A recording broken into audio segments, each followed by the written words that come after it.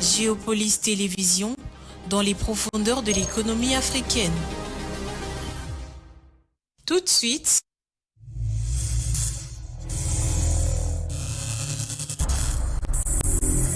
le journal.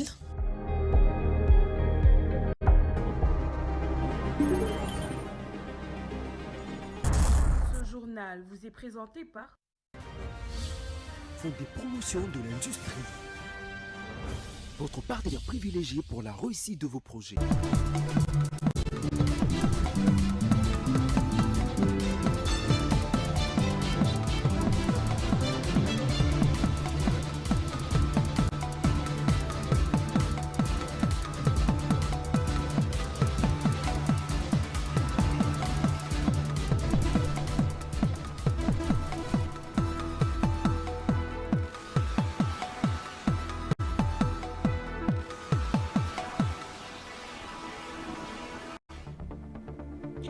La diaspora congolaise lance un appel à mettre fin à la guerre et à la violence en RDC.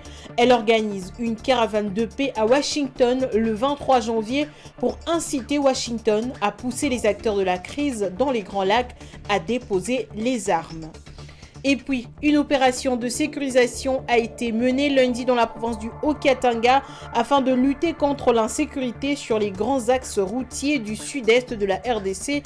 Elle a permis le démantèlement des repères criminels et le renforcement des dispositifs de sécurité sur des routes stratégiques longtemps touchées par le banditisme et le vol des minerais.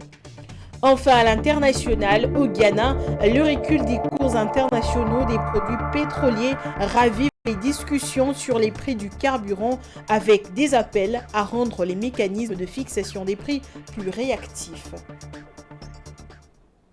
Très heureuse de vous retrouver, mesdames et messieurs. Bonsoir et bienvenue à cette grande édition. Démarrons avec cette information en bref. En marge du Forum économique mondial de Davos, le président de la République démocratique du Congo, Félix Tshisekedi, a rencontré le roi des Belges en compagnie de son premier ministre. Les échanges ont porté sur la situation sécuritaire dans l'est de la RDC et les efforts en faveur d'un retour durable à la paix. À l'issue de la rencontre, le premier ministre belge a réaffirmé l'engagement de son pays pour une solution pacifique, le respect de l'intégrité territoriale de la RDC et la promotion d'un dialogue national inclusif. Il a également souligné que la Belgique demeure un partenaire stratégique de la RDC déterminé à soutenir la paix et à sensibiliser les pays européens à la grave crise humanitaire que traverse la population des zones indûment administrées par le M23. Stop à la guerre et à la violence en RDC, c'est le message clé que la diaspora congolaise vivant aux États-Unis d'Amérique entend faire passer afin d'amener Washington à pousser les acteurs de la crise dans les Grands Lacs à faire taire les armes au Congo. Les Congolais des États-Unis et ceux de l'Europe se réuniront dans une caravane de paix à Washington le 23 janvier. Plus de détails dans ce reportage de la rédaction de Géopolis Télévision.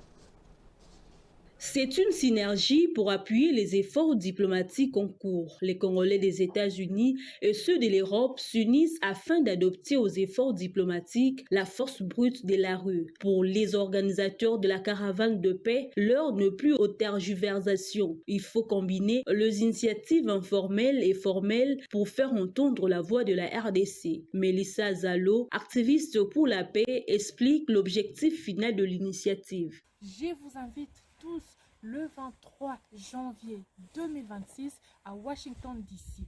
Pourquoi Washington DC? Parce qu'il y a une caravane de paix et de la stabilité que nous sommes en train d'organiser ensemble avec la diaspora des États-Unis. Donc la diaspora de l'Europe va faire une synergie avec celle des États-Unis pour justement revendiquer les droits et surtout la paix dans l'est de la République démocratique du Congo. Le peuple congolais a assez pleuré. Nous en avons assez. Nous voulons la paix en RDC. Stop à la guerre. Stop aux violences faites aux femmes. Stop aux violences comme armes de guerre. Nous en avons assez. Stop Pour ce 23 janvier, la diaspora congolaise ne veut rien laisser au hasard. Son choix de manifester à Washington DC n'est pas fortuit. La capitale américaine abrite la Maison Blanche, la présidence des États-Unis d'Amérique. Le timing de la caravane ne doit rien non plus au hasard. Les États-Unis d'Amérique, le président américain et l'administration sont particulièrement engagés dans le processus de paix en RDC. C'est justement à Washington que Kinshasa doit le retrait de rebelles du M23 de la ville d'Ituri. Les États-Unis ont supervisé la signature de l'accord de paix entre la RDC et le Rwanda en juin et décembre 2025. Et dans le cadre de la lutte contre l'insécurité sur les grands axes routiers du sud-est de la République démocratique du Congo, une importante opération de sécurisation a été menée ce lundi dans la province du Haut-Katanga. Des repères criminels ont été démantelés et des dispositifs sécuritaires renforcés sur des routes stratégiques longtemps confrontées au banditisme et au vol des minerais. Reportage de Patience Lokeke. C'est une opération de grande envergure destinée à restaurer la sécurité sur les axes routiers stratégiques du sud-est de la République démocratique du Congo. Ce lundi 19 janvier 2026, les forces de sécurité ont mené une descente de terrain sur les routes Lubumbashi-Likasi et Likasi-Kolwezi jusqu'à Mutaka, zone frontalière entre le Haut-Katanga et le Lualaba. Placée sous le patronage du gouverneur ADI intérim du Haut-Katanga, Martin Kazembe Choula, la mission a été conduite par le commissaire provincial de la police nationale congolaise dans le Haut-Katanga, le général Blaise Kilimbalimba, accompagné de membres du comité provincial de sécurité. Objectif, évaluer la situation sécuritaire et neutraliser le foyer des criminalités qui prolifèrent le long des corridors économiques majeurs. Selon les autorités, ces axes sont régulièrement le théâtre de vols et des détournements de minerais, notamment de feuilles de cathode ainsi que de carburant, mettant en péril l'économie locale et la sécurité des usagers. Au cours de l'opération, plusieurs repères des criminels servant de cachette et de points de repli ont été identifiés puis démantelés. Des dispositifs sécuritaires renforcés ont également été installés pour garantir une présence policière permanente et professionnelle. Le général Blaise Kilimbalimba a à cette occasion lancé un message ferme à l'endroit de hors-la-loi. Cette descente s'inscrit dans une dynamique de prévention et de dissuasion. Nous voulons garantir la sécurité de personnes et de leurs biens sur ces axes stratégiques, a-t-il déclaré. À travers cette opération, les autorités provinciales réaffirment leur détermination à restaurer l'autorité de l'État et à sécuriser durablement le principal route du Haut-Katanga, essentielle à la circulation de personnes, de biens et de produits miniers. Et dans le Massissi au Nord Kivu, un incendie survenu dans la nuit du lundi au mardi à l'hôpital général de référence de Massissi a coûté la vie à 4 patients, dont 3 enfants. Les patients avaient été évacués en urgence durant la nuit en raison de la propagation du feu. Selon les premières informations, l'incendie serait lié à un dysfonctionnement électrique. Il a causé d'importants dégâts matériels, notamment la destruction du garage et du système électrique, mais a été maîtrisé avant d'atteindre les salles d'hospitalisation. Ce mardi matin, l'hôpital a repris ses activités et les patients ont regagné les salles de soins. Une enquête sera menée afin de déterminer les causes exactes du sinistre. Un accompagnement psychosocial est assuré aux familles des victimes par Médecins sans frontières, entre autres. Et à l'initiative du chef de l'État Félix Tshisekedi et sous le patronage de la première ministre Judith Suminwa, le gouvernement de la République lance le jeudi 22 janvier 2026 les travaux du centre des infrastructures Félix Tshisekedi à Lagombe, un investissement stratégique pour doter la République démocratique du Congo d'infrastructures fortes et intelligentes. Le gouvernement congolais finance ce hub moderne de 14 étages conçu pour rassembler, connecter et faire grandir l'excellence congolaise dans le domaine infrastructurel. Le gouverneur de la ville de Kinshasa, Daniel Bumba, a annoncé de nouvelles mesures destinées à faire régner l'ordre dans la circulation routière au sein de la capitale congolaise. Dans une adresse au Quinois rendue publique ce lundi 19 janvier 2026, le chef de l'exécutif provincial a martelé que désormais le respect du code de la route n'est plus une option mais une obligation. À cet effet, un contrôle rigoureux sera lancé de lundi 26 janvier 2026. Patience Wakeke. Le gouvernement provincial de Kinshasa a décidé de passer à l'offensive pour restaurer la fluidité et la sécurité sur les routes de la capitale. Dès ce mois de janvier, un vaste dispositif sera déployé sur 60 carrefours stratégiques considérés comme le plus conflictogène de la ville. L'originalité de cette mesure réside dans la mise en place d'une mission mixte permanente. Il ne s'agira plus seulement de policiers de circulation, mais d'une coalition d'experts issus notamment de la division urbaine de transport, la brigade de protection de l'environnement, la régie fourrière et du contrôle technique. Au total, 3000 agents seront mobilisés pour assurer une présence à la fois dissuasive et régulatrice sur le grand axe. Le gouverneur de la ville, Daniel Bumba, a été sans équivoque: le respect du code de la route n'est plus une option. À partir de cette date, le contrôle sera systématique. Tout conducteur devra impérativement avoir à bord un permis de conduire en cours de validité, un certificat de contrôle technique à jour, la vignette et l'assurance, une autorisation de transport pour les professionnels. Les contrevenants s'exposent à des sanctions immédiates allant de l'amende forfaitaire à la mise en fourrière du véhicule, a-t-il prévenu. Les nouvelles restrictions pour le poids lourd et fin de marché pirate pour désengorger les acteurs principaux.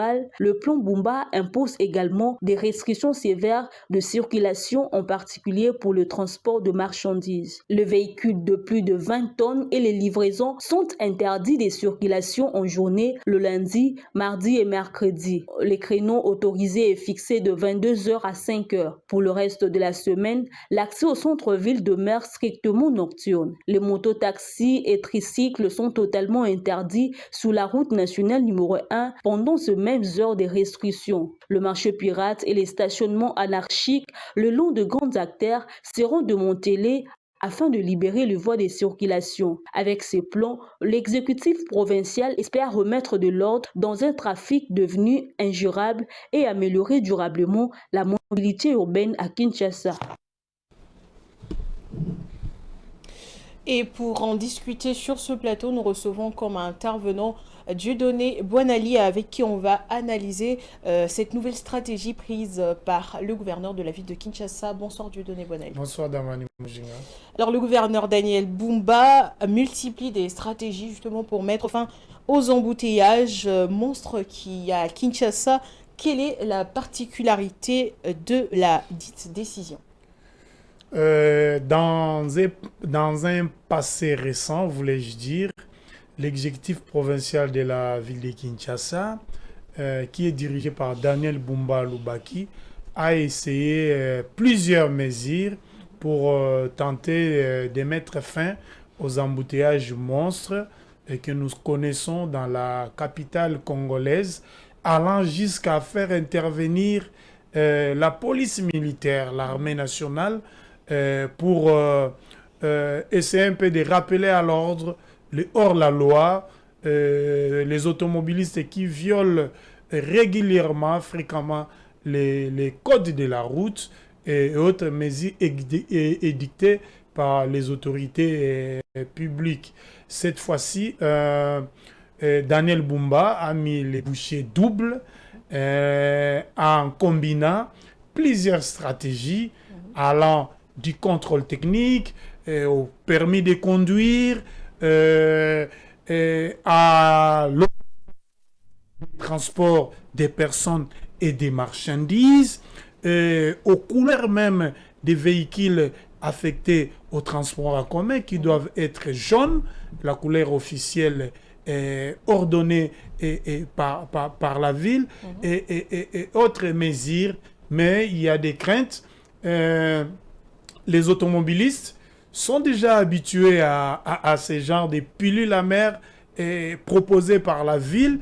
Ils vont se faire disparaître pendant la journée, mais au-delà de 14 heures, les embouteillages risquent de revenir parce qu'ils savent que l'administration publique ne fonctionne pas au-delà des 14 heures, voire 16 heures. Et ce qui est aussi intéressant, les gouverneurs, selon les reportages faits par notre consoeur Patience Lokeke, le gouverneur a annoncé plus de 3000 agents qui seront déployés sur le terrain. Une chose qui n'est jamais arrivée à la ville de Kinshasa. Quand vous faites les calculs, vous avez par district, nous en avons 4, Lukunga, Moamba, Funa et Tchangou. Vous avez au moins 750 agents des contrôles qui seront déployés sur les différentes artères de la ville de Kinshasa.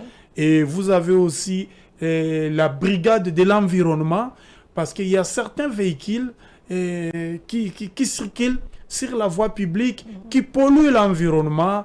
Il y a la fumée, il y a les tapages diurnes, nocturnes, des bruits incessants. Il y a des véhicules qui circulent sans phare, sans rétroviseur, et avec certains chauffeurs habillés avec des tenues indécents, certains en cinglés, en babouche et en culotte, et pourtant nous sommes dans une ville appelée capitale. Tout ça, ça doit changer. Cette fois-ci, le gouverneur de la ville-province de Kinshasa, comme je l'ai dit, a mis les bouchées doubles, et il est appuyé par cette mesure par son ministre sectoriel. Il s'agit de Jésus Noël Cheki, le ministre des Transports. Voilà. Et quant à l'efficacité justement de cette mesure, est-ce que voilà, l'hôtel de ville dispose-t-il des moyens pour la réussite de cette opération? Parce qu'on a vu, vous l'avez évoqué tout à l'heure, que beaucoup de mesures ont été presque un fiasco. Et qu'en est-il de celle-ci? Pour répondre à votre question, je vais d'abord vous rappeler Damani Mujinga, qui par le passé, la ville de Kinshasa a essayé toute une batterie de mesures, mais malheureusement, celle-ci n'a pas porté ou créé des fruits escomptés. Et le gouverneur s'est dit, bon, observons d'abord, suspendons ces mesures, à la suite aussi de l'avènement des festivités de fin d'année. Il fallait permettre à tout le monde de fêter, d'évacuer librement à ses occupations. Certaines de ces mesures avaient été suspendues. Et le 7 ans a été mis à contribution, le temps de suspension, pour étudier des mesures idoines qui, cette fois-ci, semble-t-il, vont porter des fruits. Et le gouverneur est revenu encore à la charge en annonçant ces batteries de mesures. Quant aux moyens de sa politique, je dis oui, il en a. Le premier moyen, c'est d'abord les textes des lois qui sont mis à sa disposition. Vous avez la constitution du pays, vous avez les codes de la route, vous avez les lois qui régissent les secteurs de l'environnement. Il faut protéger l'environnement, surtout l'air que nous respirons, de certains engins roulants qui les polluent. L'autre mesure, le gouverneur, c'est aussi un OPJ, un agent de police judiciaire, un officier de police judiciaire.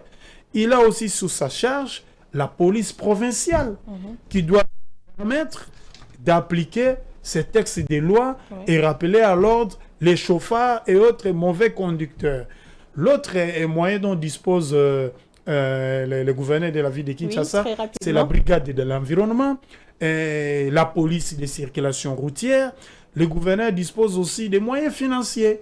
Et le gouverneur dispose aussi du personnel qui a été mis à contribution. Il s'agit de 3000 agents qui ont été annoncés et que nous allons voir sur les différentes artères de la capitale, avec comme objectif faire respecter les codes de la route et tenter de résoudre tant soit peu l'épineux problème d'embouteillage monstre, parce que ceci freine les activités économiques, font que certains agents arrivent en retard au travail et rentrent aussi pendant les heures tardives à la maison. Ils n'ont pas le temps de se reposer et revenir demain avec beaucoup d'énergie pour contribuer au développement du pays par les facteurs travail. Voilà, nous comprenons que les embouteillages à Kinshasa, c'est une question, c'est un vrai casse-tête. Alors merci à vous Dieudonné Boinali pour cette intervention. Merci aussi de m'avoir invité.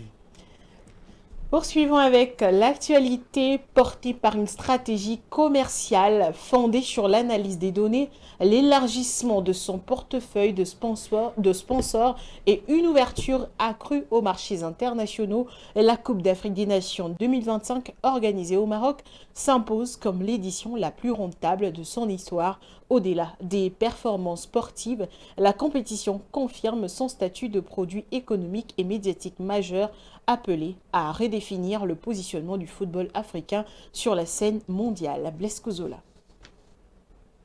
Toujours en sport, la République démocratique du Congo poursuit sa progression sur la scène internationale. Selon la dernière actualisation du classement FIFA, les Léopards enregistrent une avancée notable en gagnant 8 places au niveau mondial, passant de la 56e à la 48e position, une évolution chiffrée qui traduit clairement les efforts consentis ces derniers mois par la sélection nationale. Blaise Kozola encore une fois.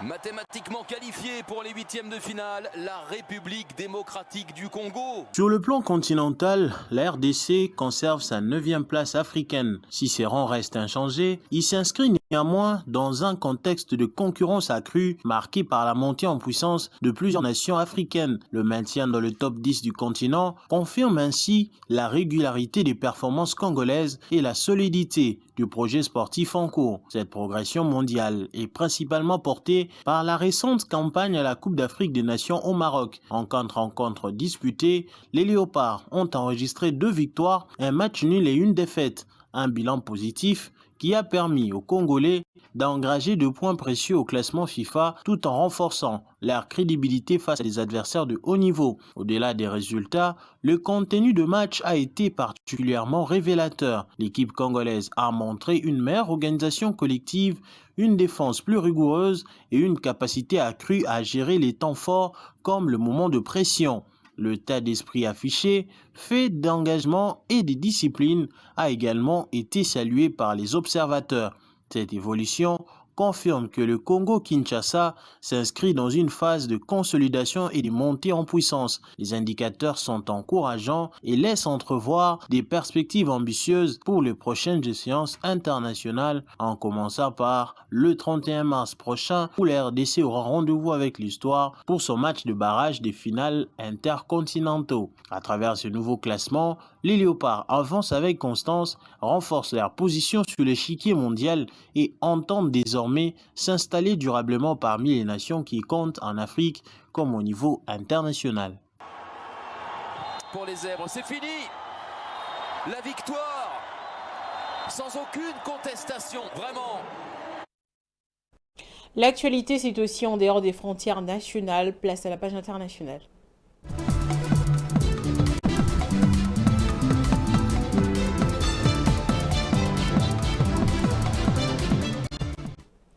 Pilier de l'économie malgache et principale source de subsistance pour des millions de ménages, l'agriculture contribue à près d'un quart du PIB et fait vivre la majorité de la population active. Mais ce secteur stratégique essentiel à la sécurité alimentaire du pays se trouve aujourd'hui fragilisé par la multiplication des ravageurs qui affectent les cultures et menacent les rendements. Myriam Likio.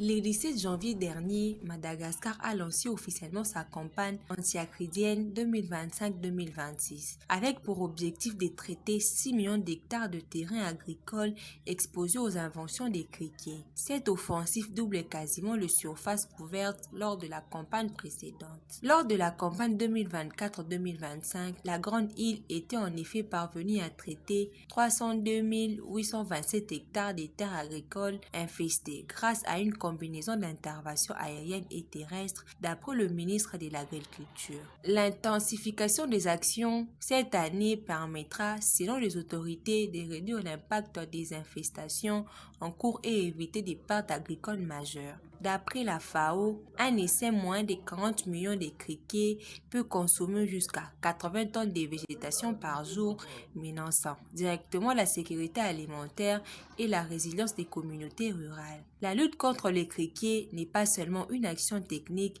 mais un pilier essentiel de la modernisation de Madagascar au service du développement du monde rural et de la protection des ménages agricoles, a déclaré Rasata Rimanana José Nirina, ministre de l'Agriculture et de l'Élevage. Je l'ai dit au sommaire, la chute récente des cours internationaux des produits pétroliers raffinés relance le débat sur le prix du carburant au Ghana, alors que les consommateurs espèrent une baisse tangible à la pompe. Des acteurs de la société civile et du secteur énergétique appellent les autorités à réviser les mécanismes de fixation de prix, jugés insuffisamment réactifs face aux fluctuations du marché mondial. Myriam Mikeo, encore une fois.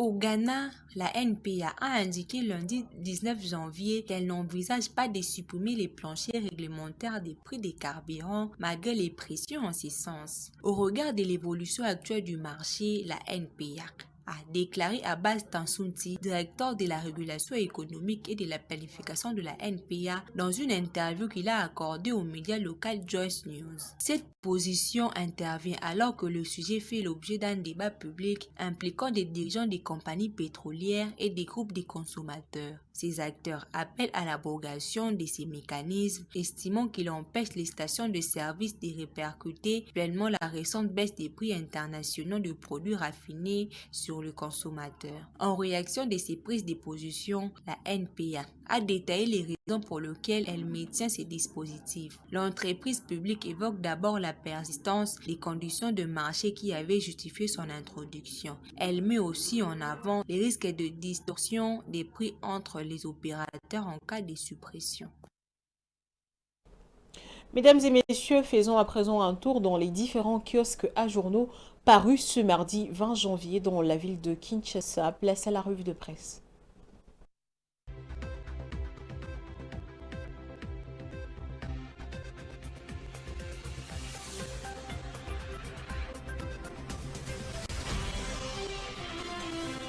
Mesdames, Messieurs, bonsoir. Voici la revue de presse.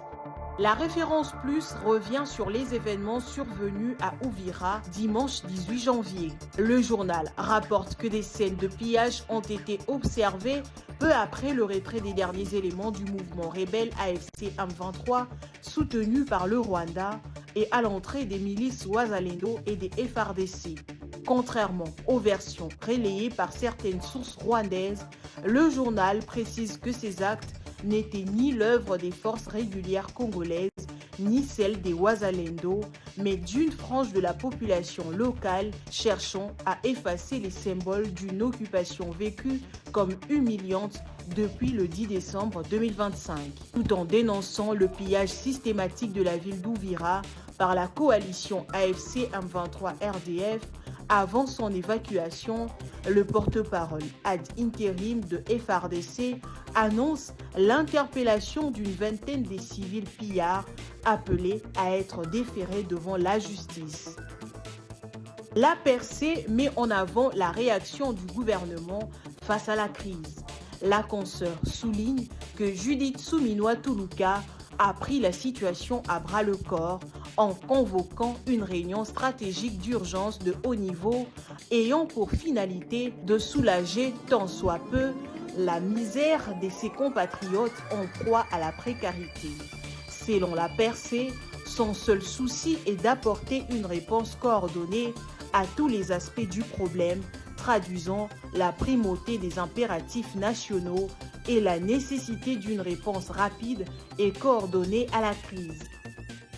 Pour la prospérité, l'heure est à la mobilisation nationale. Le tabloïd annonce que dans les jours à venir, le gouvernement de la RDC ambitionne de lancer une campagne de solidarité nationale en soutien aux réfugiés congolais. Citons la ministre d'État F. Bazaïba Massoudi. La prospérité rapporte que plus de 330 000 Congolais vivent aujourd'hui dans des conditions extrêmement alarmantes. loin de leur Congo natal, du fait d'une guerre injuste, brutale et inutile imposée par le Rwanda. Sur le front diplomatique, Géopolis Hebdo se penche sur la réunion de haut niveau de Lomé consacrée à la paix en RDC. Le tri hebdomadaire rapporte que l'architecture de la médiation pour la recherche de la paix entre le Rwanda et la RDC, ainsi qu'entre la RDC et les rebelles du M23, devrait être revue. Le communiqué final souligne la nécessité de renforcer l'harmonisation, la cohérence et la coordination de l'ensemble des initiatives de paix afin d'éviter toute fragmentation des efforts de médiation. Le président de la Commission de l'Union africaine, Mahmoud Ali Youssouf, a lancé un appel à un compromis sans compromission, affirmant que la crise a trop duré et que préserver la souveraineté de la RDC tout en répondant aux préoccupations sécuritaires régionales reste la clé d'une paix durable. Fin de cette revue de presse. Merci de votre attention. Au revoir. Ce journal est à sa fin. Place au rappel des titres. La diaspora congolaise lance un appel à mettre fin à la guerre et à la violence en RDC. Elle organise une caravane de paix à Washington le 23 janvier pour inciter Washington à pousser les acteurs de la crise dans les Grands Lacs à déposer les armes. Et puis, une opération de sécurisation a été menée lundi dans la province du Haut-Katanga afin de lutter contre l'insécurité sur les grands axes routiers du sud-est de la RDC. Elle a permis le démantèlement des repères criminels et le renforcement des dispositifs de sécurité sur des routes stratégiques longtemps touchées par le banditisme et le vol des minerais. Enfin, à l'international, au Ghana, le recul des cours internationaux des produits pétroliers ravive les discussions sur les prix du carburant avec des appels à rendre les mécanismes de fixation des prix plus réactifs. Ce journal est complètement terminé. Merci de votre aimable attention. Bon suite de programme sur votre chaîne Géopolis Télévision.